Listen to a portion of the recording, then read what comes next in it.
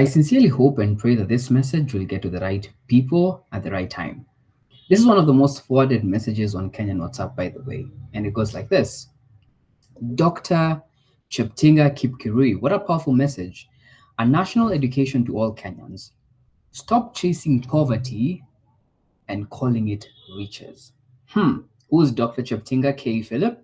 Chief Nephrologist, Head of Department and Transplantation, Moi Referral and Moi Teaching and Referral Hospital Lecturer, Moi University School of Medicine, member of the International Society of Nephrology, International Pediatric Nephrology Association, and the Transplantation Society.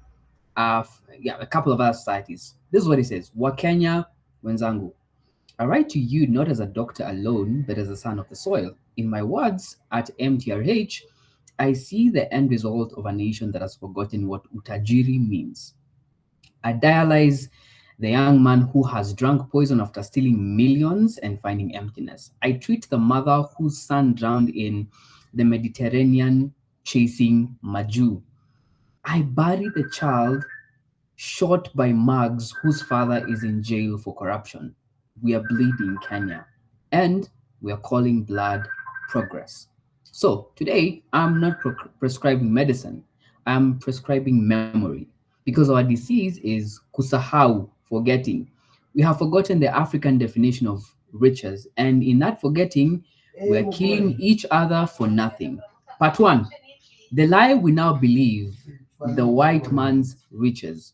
We were taught that pesa, money in the bank, is equivalent to riches. Magari, cars that you can't park at home for fear of neighbors, is equivalent to riches. Majina, titles, degrees, diaspora, parent status, riches.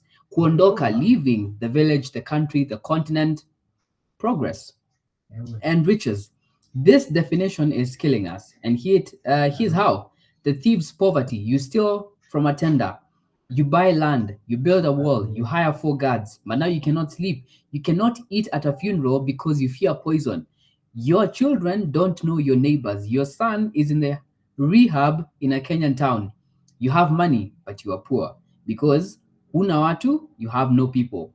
The only people around you are the ones paid to be there. That is not utajiri, riches. That is a prison you built with stolen cement. Number two, the killer's poverty.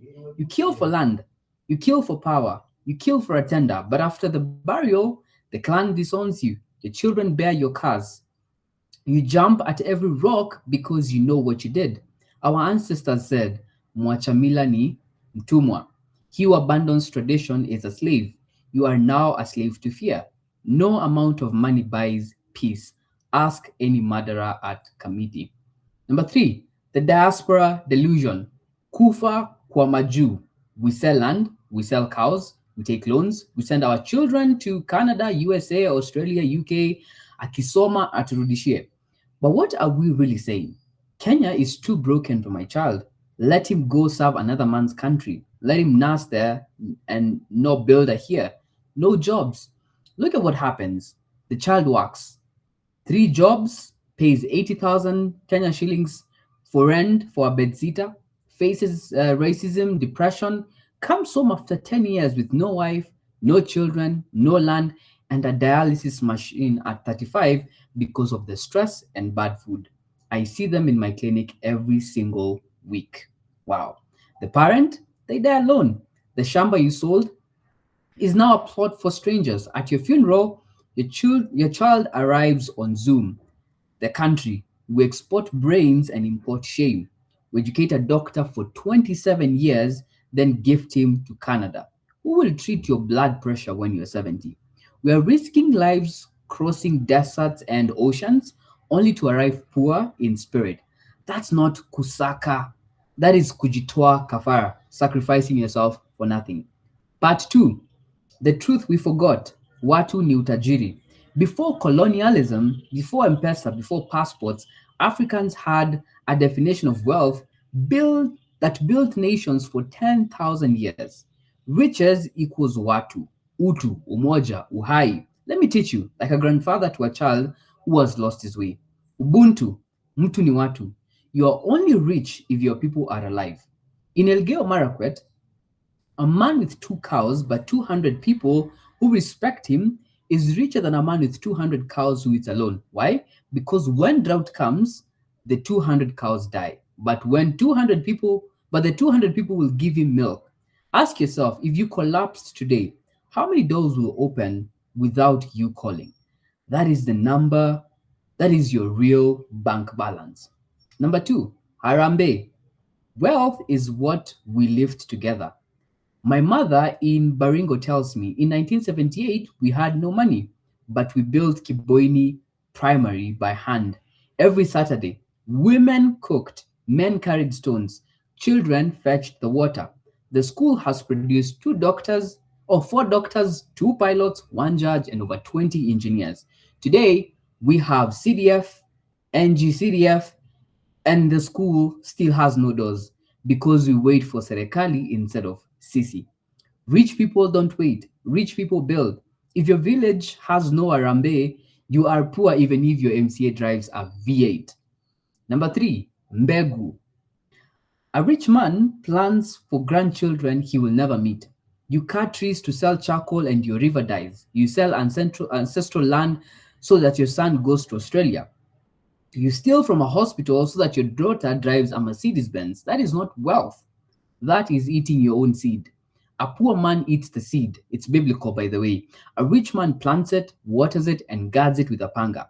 What seed are you planting for 2050? Or are you eating all of it in 2026? Number four, Jirani.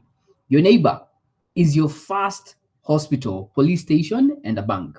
In my transplant ward, I ask, who will donate a kidney for you?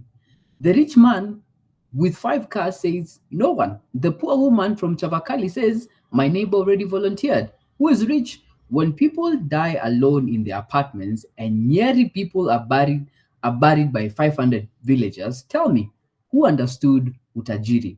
Number five, Heshima. Respect is the currency of the ancestors. You can buy a degree, but you cannot get Heshima. You get Heshima when children greet you without being told. Was there consult you before deciding? At funerals, you're given food first, not because you are MP, but because you buried others. Many of us have money but have no Heshima. And so we are poor because when trouble comes, money keeps quiet. Only Heshima speaks. Part 3, the prescriptions. How Kenya becomes Tajiri or rich again. I'm a kidney doctor. When kidneys fail, I don't just give drugs. I tell you, stop the poison, drink clean water, eat together as a family. Kenya's Roho spirit is in the renal failure. Here's the treatment. Number one, stop calling poison hassle. Stealing is not hassle.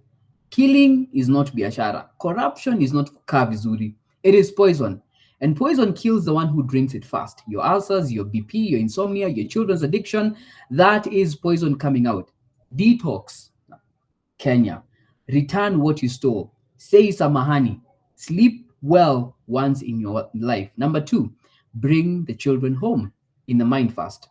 You don't have to physically return them from Maju, but return your heart. Instead of sending $200 for your mother's burial, send $200 to build a library while she's still alive.